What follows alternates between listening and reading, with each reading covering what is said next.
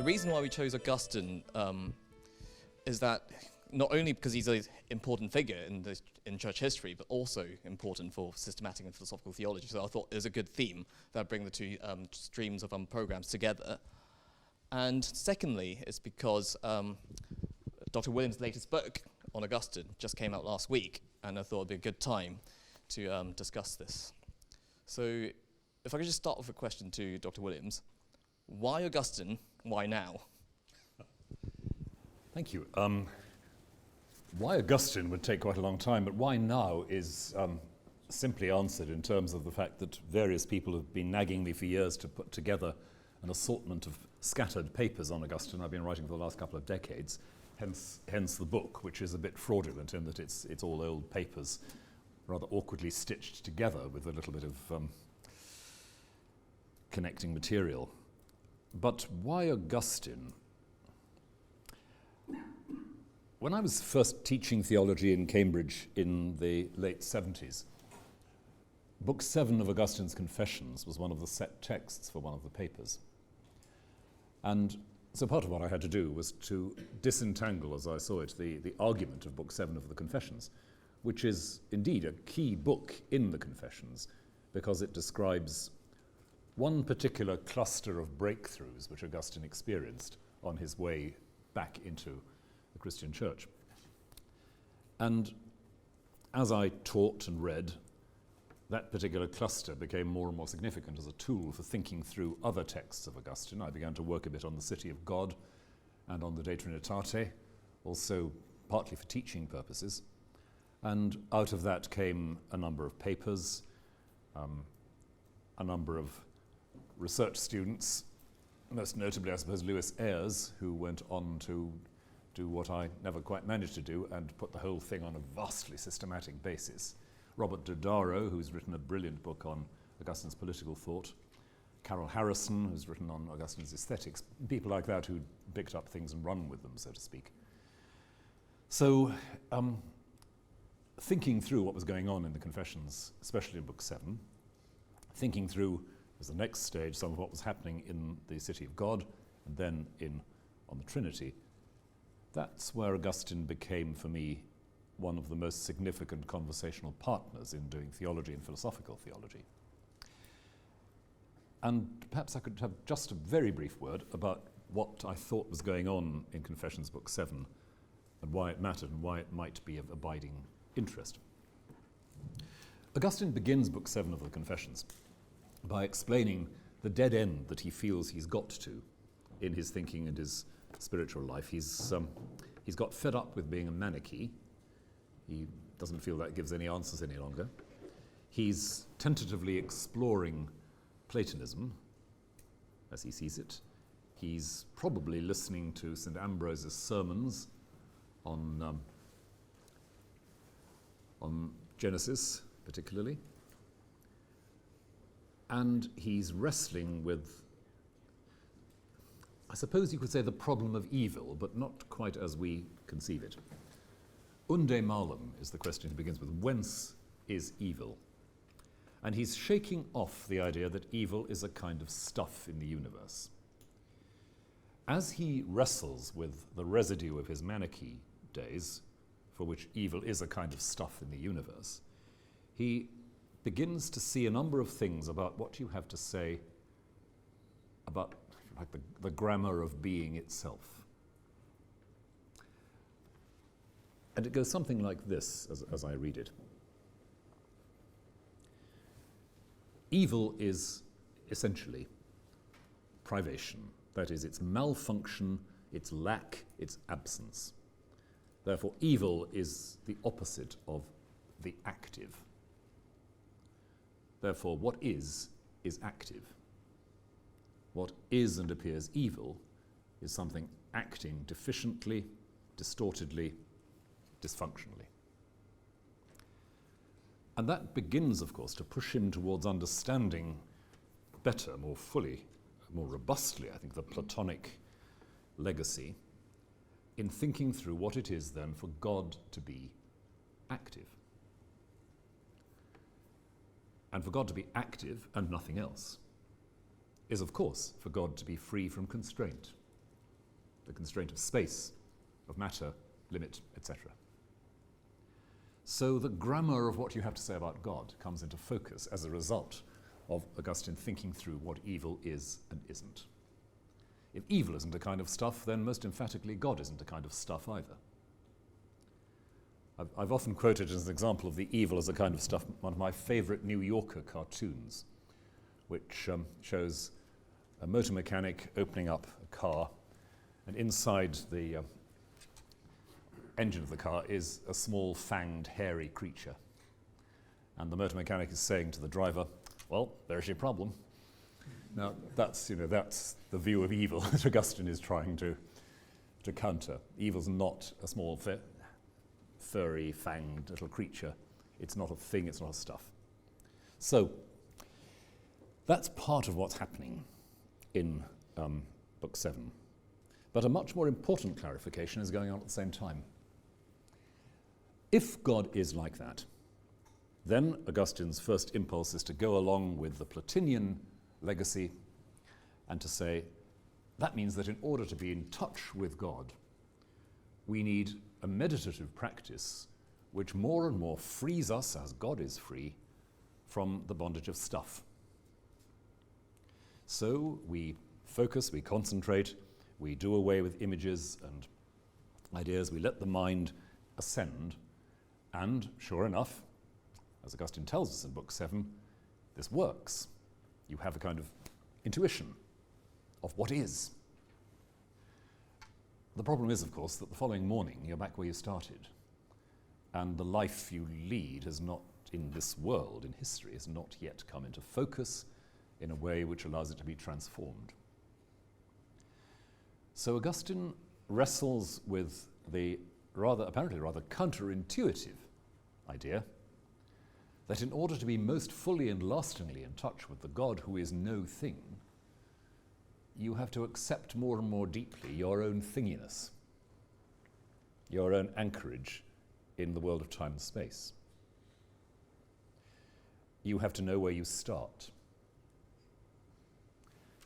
And he expresses that unforgettably in an image towards the end of Book 7, where he says that the attempt to ascend to God in godlikeness is, so to speak, an example of pride. Your face is so swollen that your eyes are shut.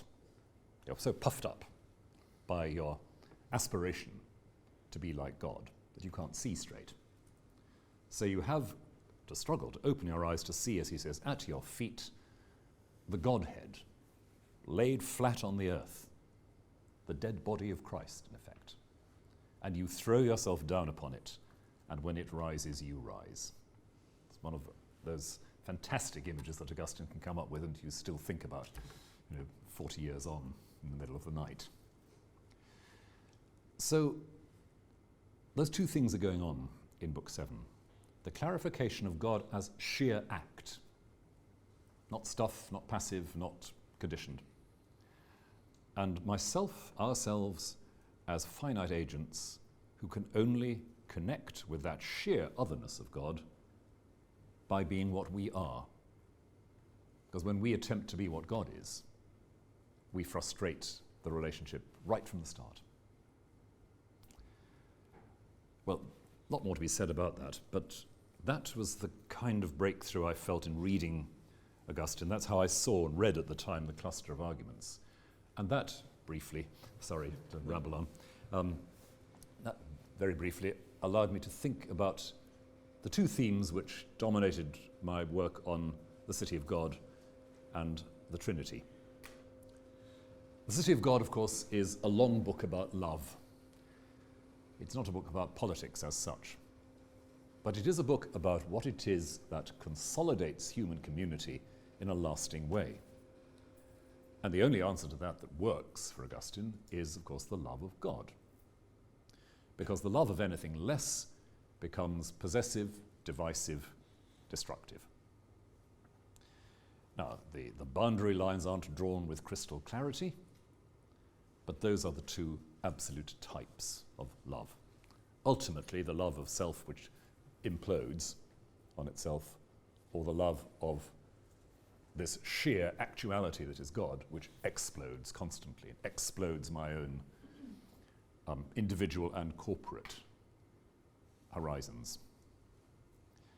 One of the examples that Augustine picks up of the pathology that results from self-love is, of course, the way in which societies repeatedly look for strangers to blame.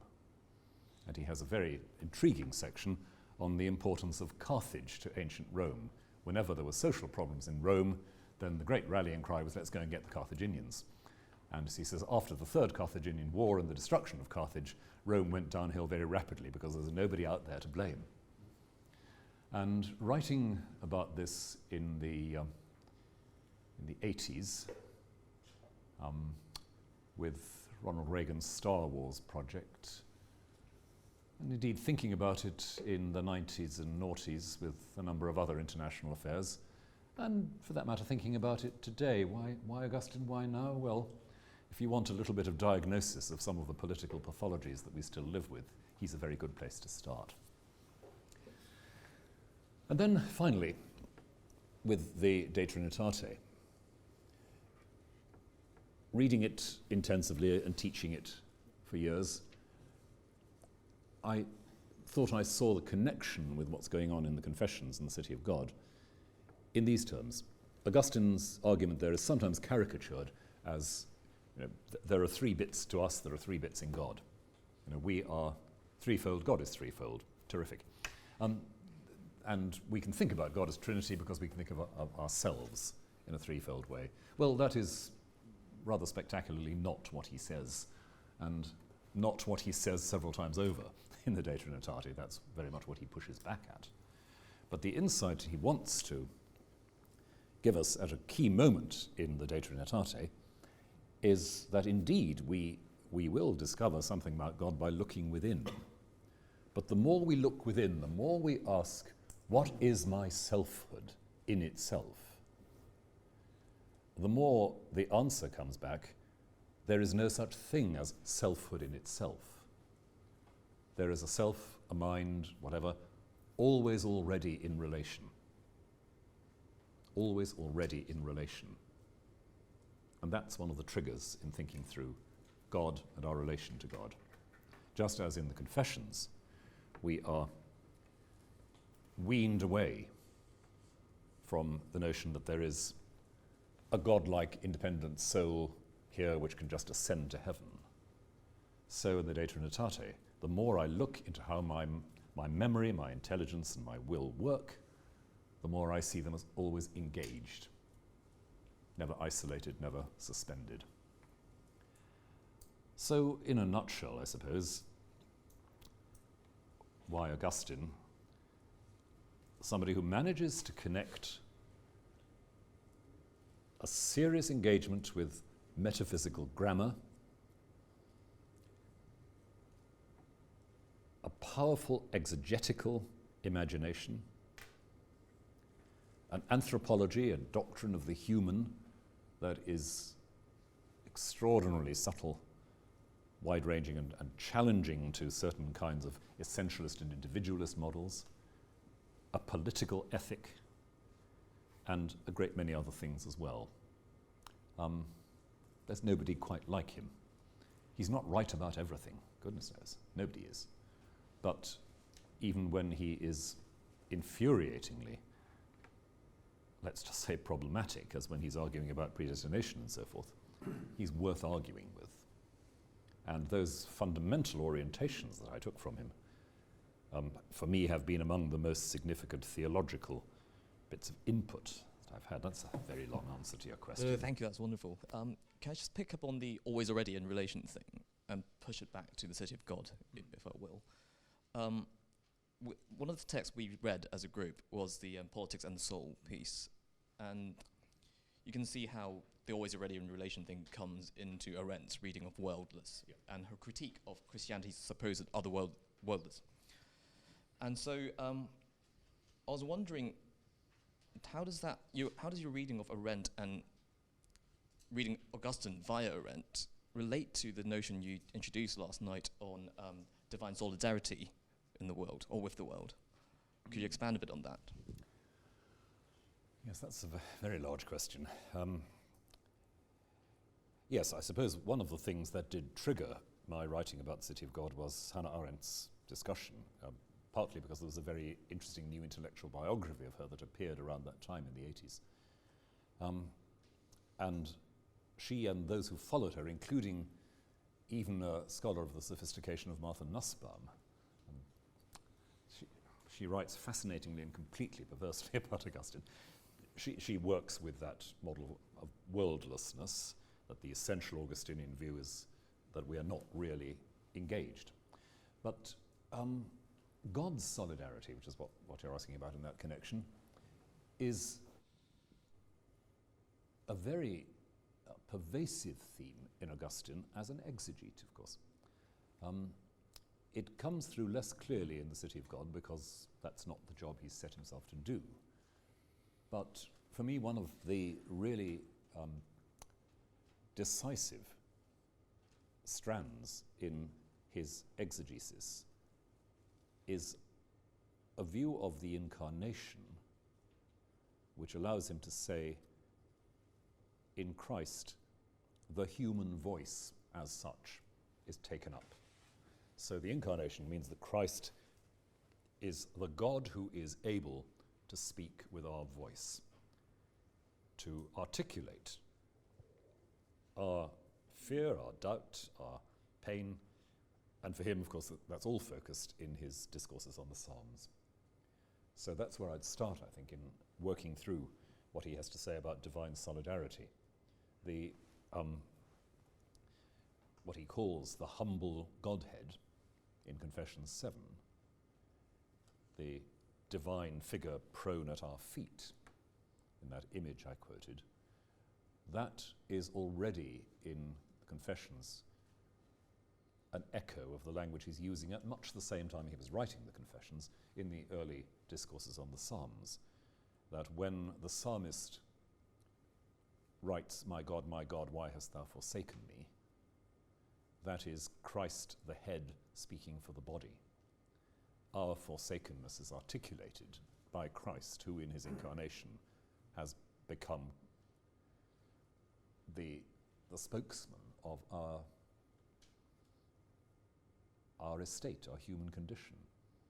And throughout those discourses on the Psalms, especially those early ones, you can see him working all together, that doctrine of human solidarity and ecclesiology, a spirituality, sort of keeping a number of balls in the air as he thinks through those basic texts, and he uses as his trigger for that the words of the risen Christ to St. Paul, "Why are you persecuting me?"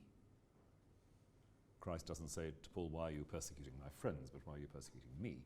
And Augustine says in so many words, that is the principle of all biblical interpretation, that Christ speaks our words.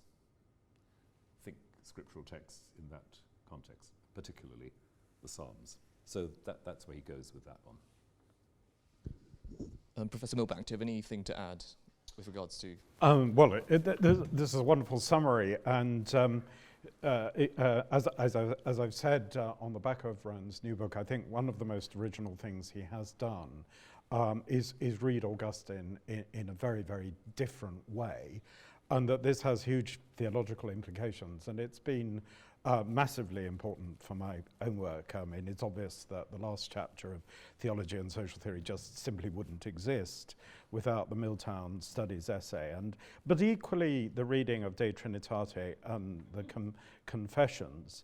I was very glad that Rowan today emphasized the relationship to Plotinus. On the one hand, the strong temptation to feel that you need to sort of rescue yourself from stuff by going inwards and upwards and uniting yourself to God.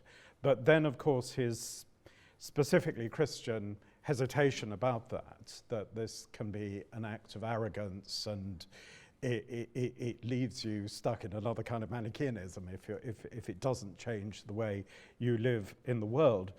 And I think the only thing I would add to that is that just maybe sometimes in Augustine he reads that entrapment in stuff in a sort of, in a way that puts the emphasis on spatial limitations. And then if you look at it that way, then we kind of need grace as a bolt from the blue to rescue us. And maybe that leads into the late Augustine that sort of so informs the West. But I think that Rowan's work, and the work of some other people, points to a different Augustine, where you would instead stress that the fact that we can't get out of our limits should be read in terms of the primacy of time. So that, couldn't one see time as then, for Augustine, the third term between escaping towards eternity on the one hand and staying within stuff on the other? Because the point being that time does all the time take you out of limits, because time passes. So you can remain on this earth, as it were. You can remain in the structures here, but if you admit the primacy of time, and this is in a way, I think, the way in which Augustine recuperates the Platonic idea that time is the moving image of eternity. That there is a paradox. By precisely God doesn't change, he's not in time, and yet by remaining, as it were, going deeper into time, you become more like God, because that's the most like God we can be, by admitting our temporality and letting things pass. And I think that relates to possibly another question about whether you read Augustine primarily in terms of, the primacy of the soul, interiority, subjectivity, the way maybe the French still read Augustine despite everything, or do you read him more ontologically? And again, I think Rowan is opening up the way towards reading him more ontologically, particularly the way he sees De Trinitate is not really about not really about some static analogue in the soul. By the way, Duns Scotus responsible for that, of course. Instead, it's the way where we're inserted in relational structures, and the way we're sort of turned inside out. The deep inside of us is the voice of the other, and deep inside the present is the past, and the anticipation of the future, and so on. And to me, it's very significant. I don't know what Rowan thinks about this. I feel it's very important to read Augustine in terms of the very early writings, De Musica, De Ordine, and these kind of things, that suggest this almost sort of Pythagorean ontology of numbers, and where he says, there's a priority to time numbers over space numbers, so that the structure of the whole of reality is these kind of passing numbers, and numbers are inherently relational. You can't make 1, 2, 3, 4, 5. It's not like a sort of fixed substance ontology, if you like. So that it's not. It seems to me it's not necessarily true that Augustine is saying that time is just some sort of, well, to put it really crudely, some sort of subjective illusion of the soul. He's not saying that. It seems to me he's much more saying something like there's an anticipation of the psychic in absolutely everything, that because everything is structured through the priority of time. Everything that exists is a kind of memory and foreshadowing, if you like, even if it's unconscious. And this comes to sort of the greatest intensity in the case of the human soul. And then we get on Augustine that's read much more ontologically, and yet it actually fits with the specific spirituality that Augustine is putting forwards, which is surely liturgical. And by overstressing the interiority and subjectivity, you can actually miss the priority of the liturgical in Augustine, it seems to me. There's an aporia of time, notoriously, in the Confessions, and really he doesn't resolve it. He only resolves it by saying, well, somehow, you can hear past, present, and future together in music. Music resolves it, and Christ resolves it, because our time is damaged because we don't let go of things, or we become over-obsessed with the future. And Christ restores time. you might say, that Christ lives, only God can come into time and restore time, so only God can perform this act of worship. And later Augustinians like Berulle will stress this idea that only God can really worship God. But it seems to me that's very, very latent in Augustine. And I'm glad you've talked about the Psalms, because I think more and more we're seeing that in Psalmos is almost the central text. And it's all about, so it's liturgical, it's all about praise. And I think this is underlined even more by the idea that, the concept of the totus Christi, that we're not somehow Christ carries on in the body of Christ, that there is no clear boundary here, that Israel is already Christ, the church remains Christ, and the point is that we're singing the true song. It's the true song of praise, and that is the redemptive act. So in that sense, it's incredibly much that we participate in Christ. And it is precisely all about solidarity and all about mending the world, I think, and not at all then this sort of other image of a completely extrinsic grace, socking us from without. And it's for this reason that I, and actually lots of other people, have said, well, really there is the kind of equivalence in Augustine of the theurgic move in the pagan Neoplatonists, because Plotinus tends to slightly lose hold of the priority of recollection. It's still there, but this idea that we don't just go inside and leave the, for Plato there are external triggers all the time. We have to engage with the world. And it seems to me that Augustine is more like Plato than Plotinus by reworking that as illumination. And so we have to go into the cosmos. We have to remain in time, and God descends to us in ritual acts as he does for the pagans. But of course, very different kinds of ritual acts for Augustine. But it is a kind of equivalent. And so I think somehow time and liturgy become central in this new way of Williams, reading would you like Augustine. to respond? And let John catch his breath. First of all, on time, I'm entirely with you on that, and I think that from the first, you have that sense that time is the form of the distentio, the pulling out of our humanity as it evolves, as it moves. I've come quite recently to read the very early Augustine rather more sympathetically than I did 30 years ago, exactly as you say, because I think like many people, I'd written it off as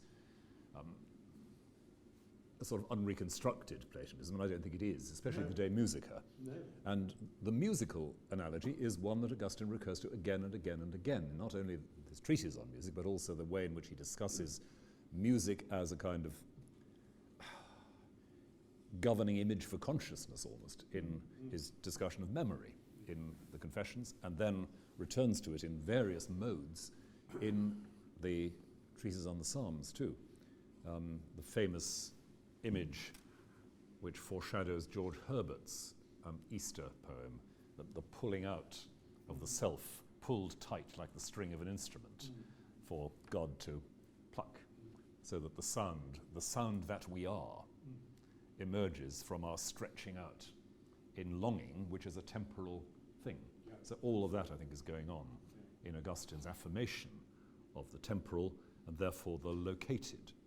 I think it's very interesting what you say about the spatial temporal difference. I think Augustine does indeed begin by worrying about the spatial without almost noticing that he is himself providing a kind of antidote by his reworking and thinking through of the temporal here. So all that's going on. One last comment. Yes, there is right through to the end, and particularly marked at the end, the residue of precisely that spatial anxiety which says we must allow grace to come in from outside, to come from where it is to where it's not. And under the pressure of a highly complex theological argument in the last 10 years of his life, that emphasis on the alienness of grace becomes more and more and more marked. And that is certainly what some have inherited from Augustine. And I think a more comprehensive reading of Augustine would have to say something like that grace is alien precisely to the extent that it is the absolutely unconditioned act of God, and precisely as such, it's never something that just moves from where it is to where it's not. It's because it is what it is, that it's free, that it's sovereign. You don't have to, so to speak, to push it strenuously back into heaven so that it's nowhere else. That's precisely not how it works. But that is what he's more and more sort of squeezed into in those last years, confronted with a lot of very muddled and unsatisfactory theology on the other side of the discussion. And he, well, as I sometimes like to say, he in Hippo, in the last years of his life, is living in the equivalent of Aleppo in 2015. He hasn't got that much leisure to think straight philosophically. No, that's, and I think, one point about the priority of the temporal is it so clearly has to be relational, that, that past, present and future just aren't outside each other, the way you could think of. Another way of putting it would be to say that he's interested in the actual temporality of learning. No, very, very, very. Hence, the Confessions is a book about learning. Yes.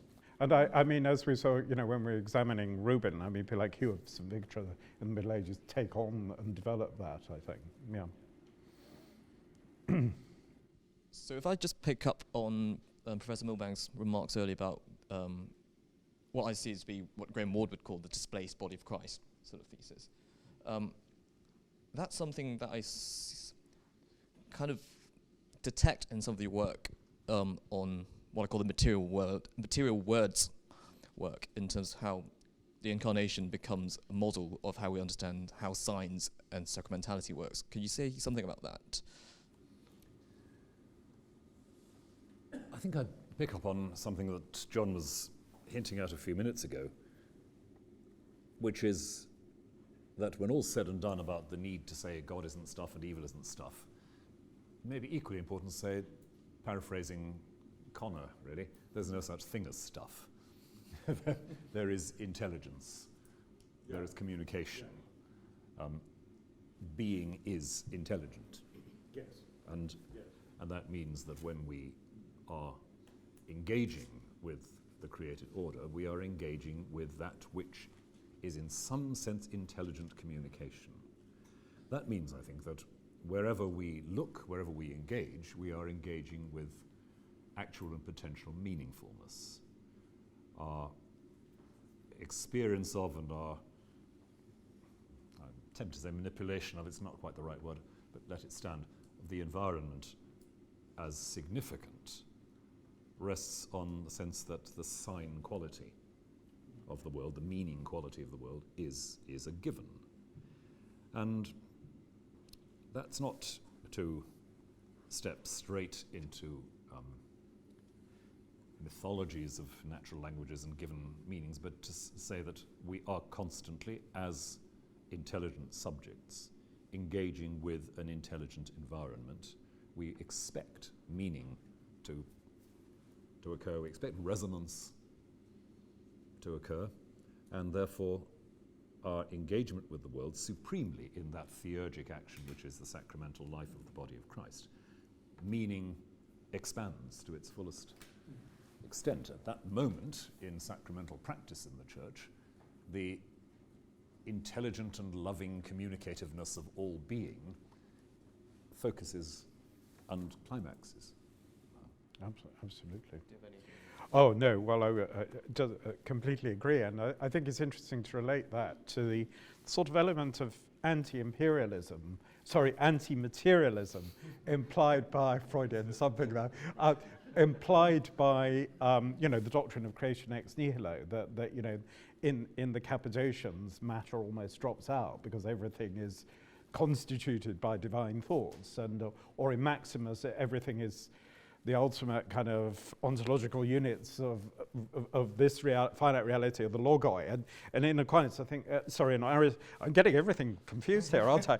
I think in Augustine there's an equivalent. There are either seminal reasons or numbers or something like that. And even when later, using Aristotle, matter gets given a bit more of a go, I think it becomes in a way even more of a negative reality in Aquinas than maybe it is in Aristotle, because we're getting rid of ultimately that shadow of chaos, if you like. So in that sense, the world is almost thinned out. The density of the world slightly vanishes. It's a bit of an illusion, and maybe that's very congenial to what modern physics tells us, or the dominance of notions of information and reading other things. Well, Rowan has talked about this in The Age of Words in modern science, that it makes, I think, perfectly good sense for us today in certain ways to look at things in that way.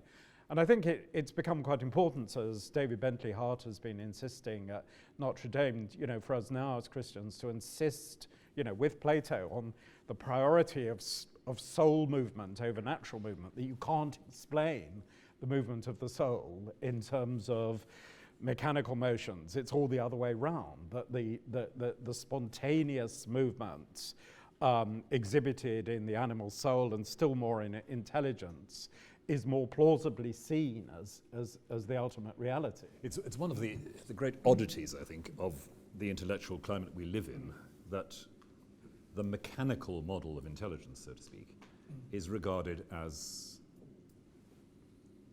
the natural, the scientific, the whatever, the reputable version. The brain is a kind of computer. Yes. And I find myself persistently baffled by this. I cannot see what's going on with that, because it seems to me so manifestly the other way around, that if you talk about artificial intelligence, you begin with the notion of intelligence. Yes.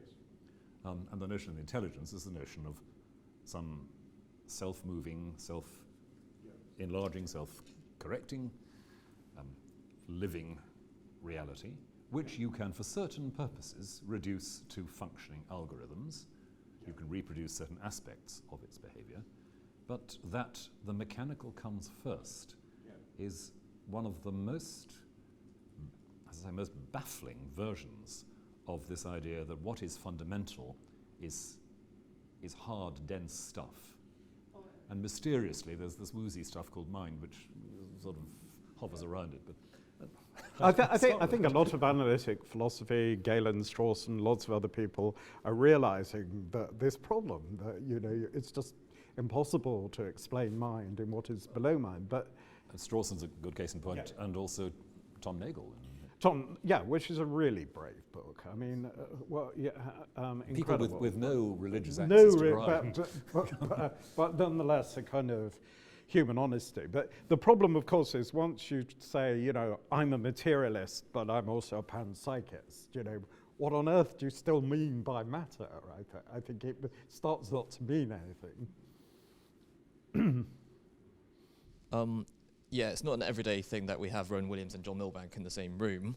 And I was wondering if anyone's got any particular questions they would like to ask at this point from the audience. Yeah, shall we take one from Ryan? Yes, thank you. My question is for Rowan Williams. In The Edge of Words, you warned against the danger of an unmediated dyadic relation of signs expressed in a postmodern dualism of speech and silence, and recommended a triadic relation between user, object, and symbol, in which the symbol intrinsically reminds us of the other thing. Yet you also described how silence can be the symbol that embodies, quote, hesitation, gaps in the surface, paradox, and development of what has not yet been said, end quote. Could you say more about how silence acts as a paradoxical symbol of triadic relations and signs? Goodness. Did everybody get that? Could you just give me the last bit again, the question? could you say more about how silence acts as a paradoxical symbol of the triadic relation in signs? Silence, yes.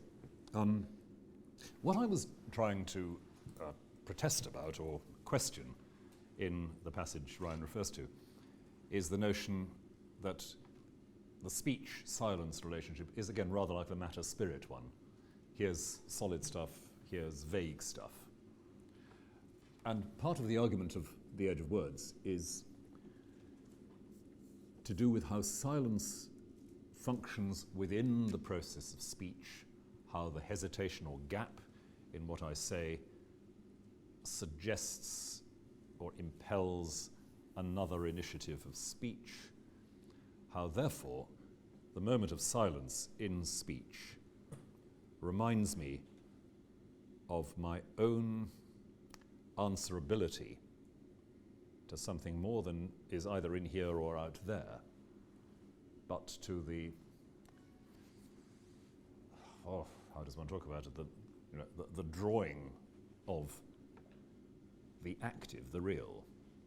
I suppose that's part of what I was trying to get at with the triadic. Speech is not a matter of me hanging labels around stuff there. Speech is the search for a way of acting, because speech is action, acting in relation to what is prompting or inviting, knowing that what I say in that moment is not the complete mastery of subject over object, but something which continues to work towards a harmonics, an ontological harmonics, in which I and what is not I live and work together. So that's a very vague and woolly way of putting it, but that's where I'd start kind of nudging it forward a bit, I think. Yeah, I think sort of Ryan, you're probably saying sort of what's the difference between that and this sort of postmodern contrast of fixity and silence. And I think what Rowan very clearly says in that book is you don't kind of fetishize silence. The point is silence is kind of punctuation. It's where the pauses occur. And so silence isn't just empty. It's not sort of this interplay between always arbitrary noises and some kind of sublime, pure thing that is ultimately going to redeem us that postmodernists tend to go on about. And instead you try to sort of integrate, well, it's a form of integrating the cataphatic and the apophatic, really, but put in terms of language, I think. And time and temporality. And temporality, again, yes. Because silence as the moment between words is the temporal. Yeah, it's how things are woven together, to use this incredibly central Platonic image, I think. That you get in the sophist, statesman, etc. Yeah. Have you got any other questions, Philip? Please wait. We've had a fascinating discussion about essentially a metaphysical discussion concerning relationality, temporality, music.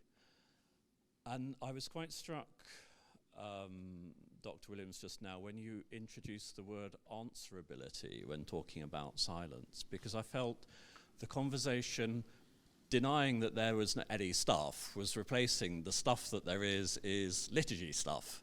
And answerability seemed to shift this into an ethical register, that what there is not just relation, but relations between active persons that are moral relations in some respect.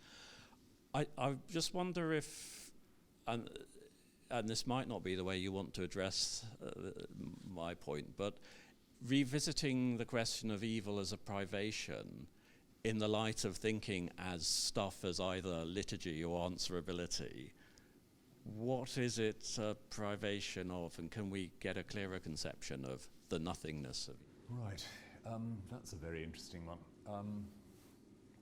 What's it a privation of?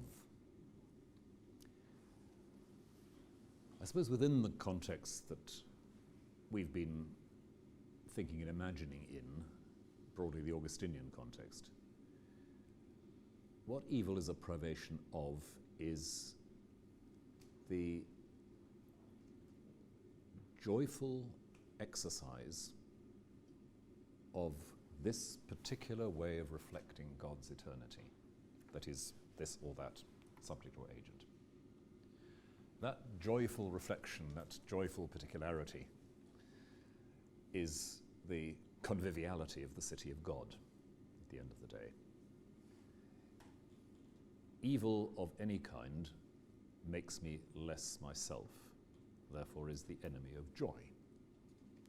I cannot enjoy being who I am if deprived. And the characteristic deprivation that we fall prey to as conscious human agents is that deprivation which opposes my joy to the joy of the other and believes that I can only maintain my joy at the expense of the other's joy.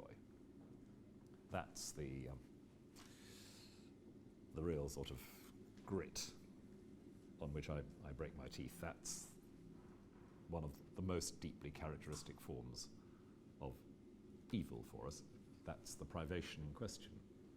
By misconceiving my good as a good opposed to the good of the other, I become less myself. So, answerability, I suppose I'd want to use it at two different levels.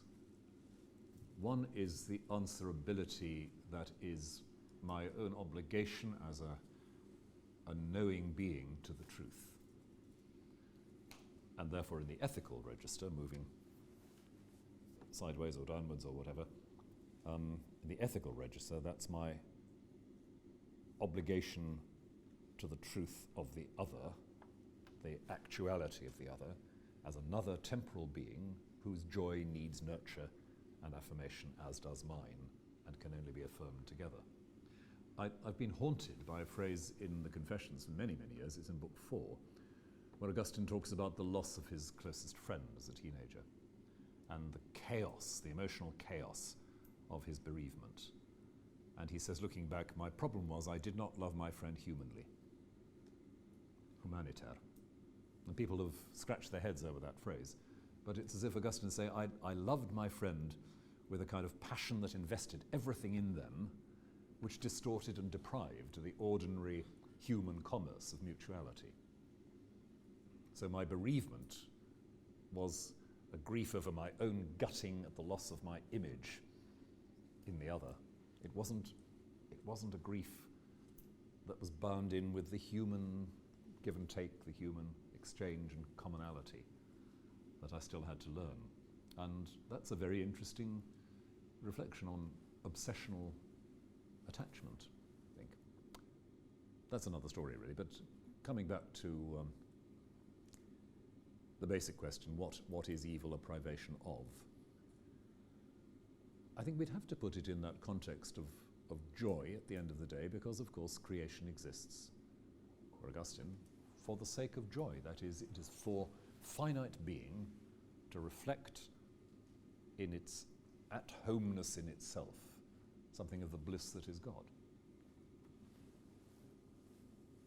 Professor Milbank, do you have anything to No, add? well, totally agree with that. I suppose there's always a slight tension between feeling that everything finite is inadequate and less than God, but it's not necessarily evil. And in the end, Augustine is clear about that. So somehow we fail to be limited in the right kind of way. And I think, you know, that can only be discerned. There aren't any sort of rules about that, if you like. So it's always a struggle to find what we should, being in the right place, the right time, what we should be doing. And in that sense, we are always stuck in evil. We're always falling short. But you know, something like, as Rowan, I think, has written about that, liturgy can be a sort of image of that. But how do you make the rest of life liturgical, if you like? And Being good is hard work. Yeah. And I think the mystery of not just Christianity, but all religions, but I would say, because I'm a Christian, particularly Christianity, is that it provides these mysterious patterns that you can sort of go on, trying to develop differently, but are somehow the keys. I often feel this somehow after I've been to Mass on Sunday, but it quickly fades. But I sort of know for a moment how I'm going to live the next week. But it's something like that, and you try to get nearer it, And that, conversely, I think that explains why, even as a much older man, Augustine can say, most sins are committed by people weeping and groaning, a famous line of his. In other words, sin is not a triumphant affirmation of my will and my liberty over against some hostile heaven. It's not Ajax defying the lightning, it's not Shelley's Prometheus. Most sins are committed by people saying, oh God, here we go again.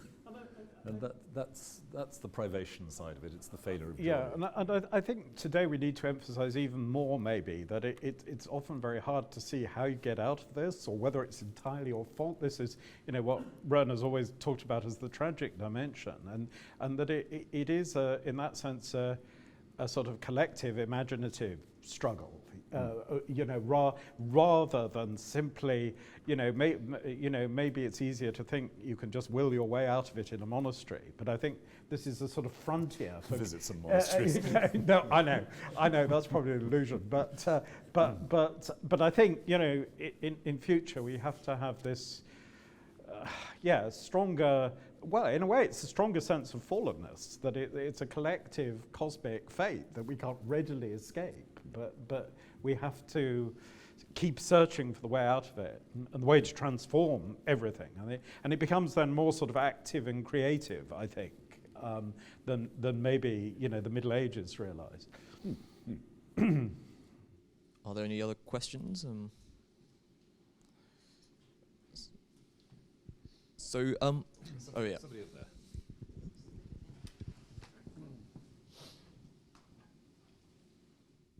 Hi. Some of what you were discussing with the relation of time and eternity brought to mind Paul Ricoeur's dealing with Augustine, where he says, I believe at the beginning of Time and Narrative, he says, time becomes human time to the extent that it's organized after the pattern of a narrative, which crosses threads with some of your lecture material.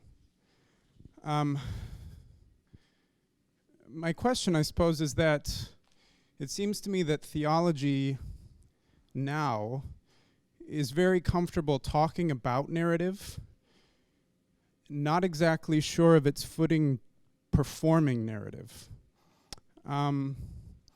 as it seems Augustine was.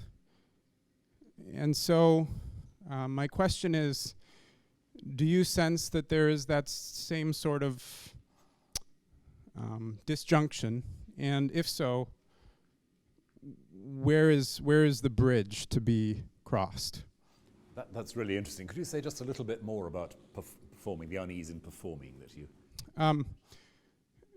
Memoir, for one thing, would be, Augustine's Confessions. He writes a memoir.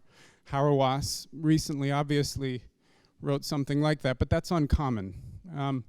It seems to me also City of God is a way of crafting a historical narrative, and in so doing, it's a theology, but it's not necessarily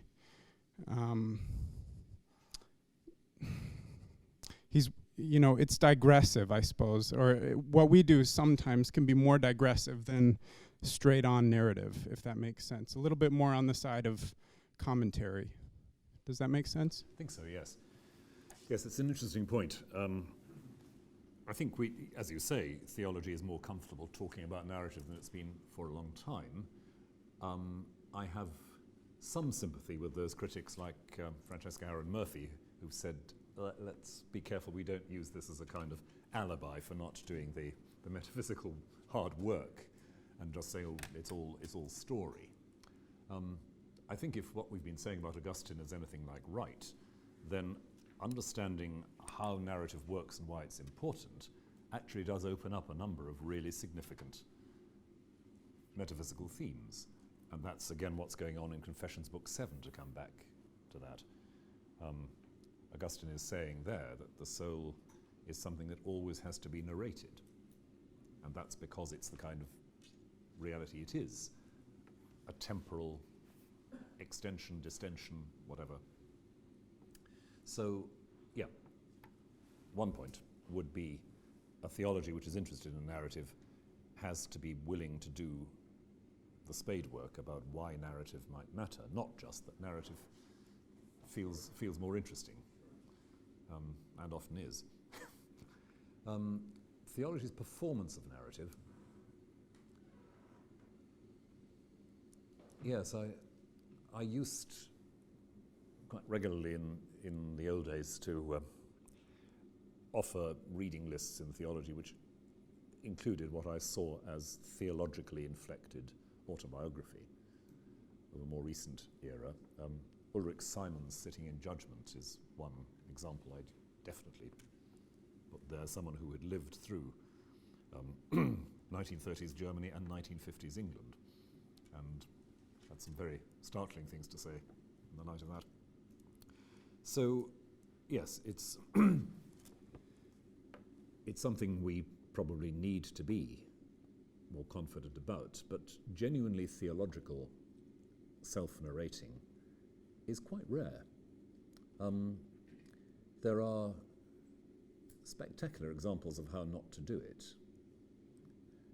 That is, attempts at theological autobiography which are not much more than a history of opinions or a history of controversies or a set of setting the record straight enterprises. That's why something like Ulrich Simon's book or Stanley's book are so powerful, I think, because they have that sense of a genuinely theological engagement. So it's hard work, but worth doing in a context where we know why and how it matters that narrative is thus. And therefore, as a way of resisting the notion which John was alluding to, that the heart of the moral life is really just the timeless decision taken on rational principles, if only. Yeah, I mean, sorry, if I just do a very quick comment. I mean, I think Francesca would be wrong if she thinks, narrative and metaphysics are incompatible with each other, because in a way we've been talking about an ontology that requires the centrality of narrative. And I think it's now a real question as to whether, the final redactors in a Greek era of the Hebrew Bible or the Old Testament, I mean, maybe they already knew about Greek philosophy and this is a critical response to it. This is now a serious possibility. So, is narrative in the Bible simply naively pre-metaphysical, or is it another way? And I think the way to reflect about that is that there is a sort of tension between the idea that you always act in a context which has to be ontological, like a stage background, but does that mean that every event, every instance is just a sort of example of a given repertoire? I don't think so. I think events can be seriously revolutionary and revisionary, so that they sort of act back, if you like. And of course, it's terribly tempting to think of the incarnation as the final resolution of that. This is the incarnation of, this is essay itself. This is at once being and the event, and maybe there's mileage in thinking about it that way. I'm sure that the final deposit of Hebrew scripture is highly self-conscious in its approach. I think that particularly the most sophisticatedly crafted moments of narrative, the Joseph story, the succession narrative, the history of David generally, the book of Jonah, these are very self-conscious narratives. They are meant to show how it is that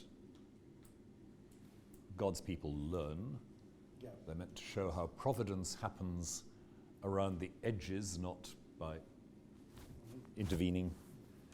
The Joseph story is a wonderful example, I think, of the outworking of purposive love in a way that leaves no gaps. That's right. And it's a masterpiece.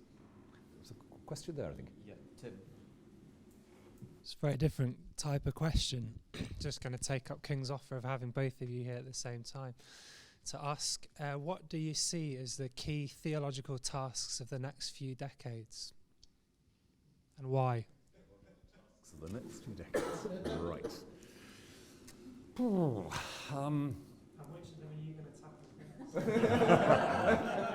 tackle? Yes. I suppose what I see as the ongoing key task, and I don't think it's particularly new, is coming back consistently to what a Christian anthropology is. What are we claiming about the human? I think for that, you're going to need a lot of Christological and pneumatological input. And if you ask what I'm tackling first, well, I've been lecturing on Christology this last term, and that's, I hope, going to be the next book. But I think because we are increasingly in a cultural environment where what we say, what we can think, what we can imagine about the human is chaotic and frequently toxic, we have, as self-conscious theologians, self-conscious believers, we have to be working passionately at that. And that includes not only the Christological, it includes a theological aesthetics, a politics, all those other things. That's where I think the weight lies. You want me to say something? Oh, well, I completely agree about anthropology, and I think one dimension of that we've been talking about in our class is this whole question of technology. You know, how is it that you can't really have human beings without technology, you know, without the tool and the word, you know? So we've been talking about Bernard Stiegler's aporia, you know, do we make these things or do they make us? And I'm wondering whether you actually, Plato already knows there only is a kind of religious resolution of that these things are revealed to it. You know, this is the work of the gods, if you like, in some sense. So, you know, that's just the footnote. I totally agree about anthropology, and I think more generally the challenge now is that, you know, Christianity, even other religions, cease to be believable if we don't set it within a convincing alternative metaphysical background. It's unbelievable for people because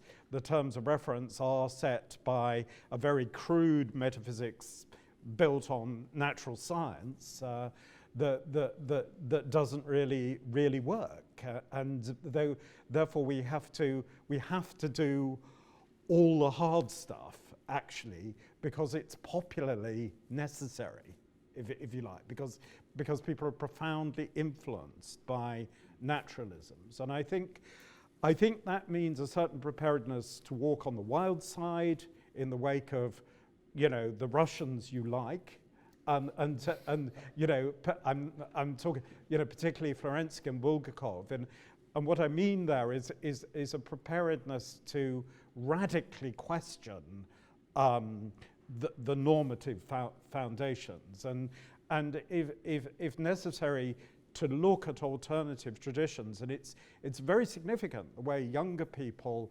are kind of rereading Christians influenced by Hermeticism, for example, and not just saying, well, these people are necessarily heterodox. And I think one of the things I think very forcibly is that sort of in the wake of the rationalism of the later Middle Ages, you know, stemming from Scotism and nominalism, that in some ways the only way to carry on with the great tradition was to admit the sort of paradox of analogy and the fact that sort of non-mechanical connections in reality are rather mysterious in the real sense of the word occult, and that can be horribly misunderstood, and there are huge dangers lurking there.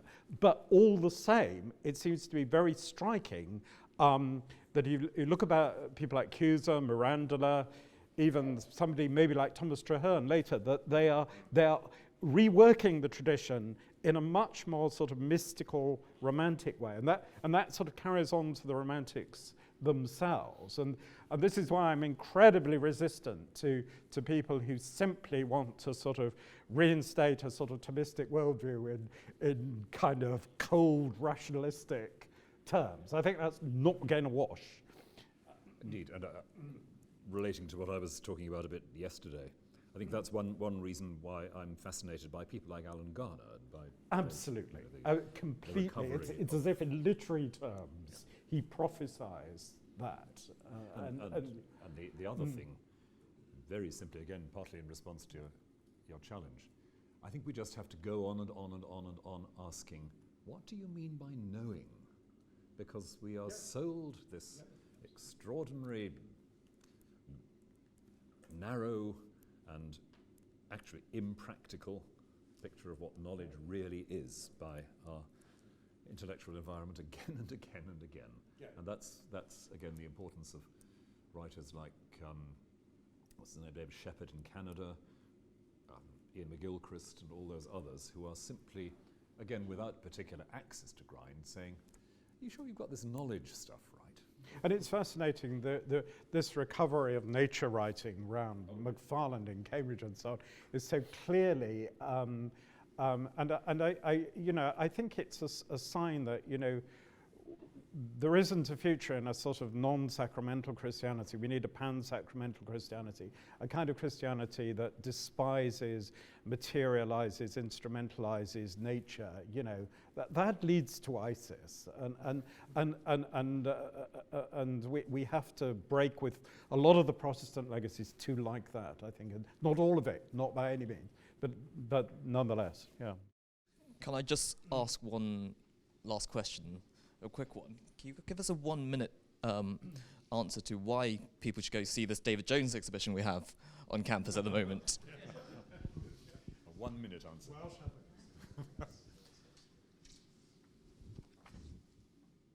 David Jones, I think, is an artist who, in word and in image, helps us to see how layered reality is.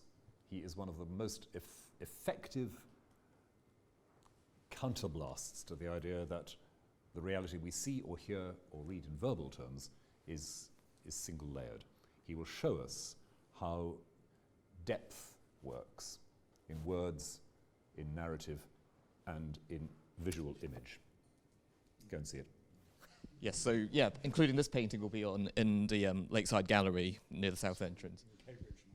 Yeah, from Cutterwyard. So would you join me in thanking Dr. Williams and Professor Milbank?